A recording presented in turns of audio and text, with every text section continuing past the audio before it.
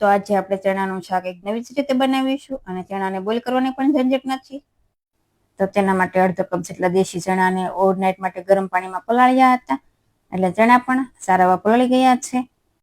અને ચણામાંથી બધું પાણી અલગ કરી એક બાઉલમાં એડ કરીશું. સાથે ટમેટાના ટુકડા, ડુંગળીના ટુકડા, લીલા મરચાના ટુકડા, ફ્રેશ લીલા ધાણા અને લાલ મરચું પાવડર એડ કરીશું.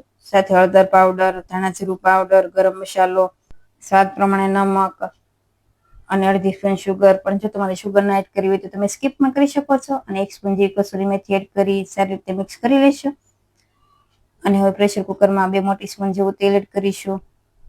તેલ ગરમ થાય એટલે હવે તેમાં અડધી સ્પૂન જીરું તતડવા લાગે એટલે તેમાં 1 પિંચ જેટલી હિંગ, સાથે મીઠા લીમડાના પાન, તમાલપત્ર, લસણની કળી એડ કરી લસણને સારું સાતળી લઈશું.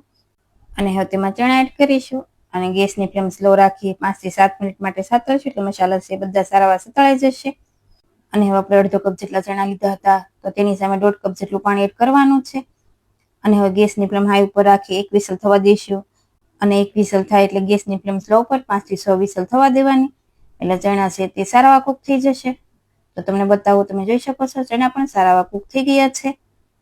અને હવે તેમાં અડધા લીંબુનો રસ અને ફ્રેશ લીલા ધાણા એડ કરી સારી રીતે મિક્સ કરીશું. તો આ શાકને તમે રોટલી, પરાઠા, પૂરી સાથે સર્વ કરો, ખૂબ જ સારું લાગે છે.